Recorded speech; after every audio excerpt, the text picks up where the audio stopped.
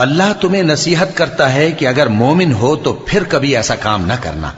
اور اللہ تمہارے سمجھانے کے لیے اپنی آیتیں کھول کھول کر بیان فرماتا ہے، اور اللہ جاننے والا ہے، حکمت والا ہے۔ جو لوگ اس بات کو پسند کرتے ہیں کہ مومنوں میں بے حیائی یعنی تہمت بدکاری کی خبر پھیلے، ان کو دنیا اور آخرت میں دکھ دینے والا عذاب ہوگا، اور اللہ جانتا ہے اور تم نہیں جانتے۔ اور اگر تم پر اللہ کا فضل اور اس کی رحمت نہ ہوتی تو کیا کچھ نہ ہوتا، مگر وہ کریم ہے،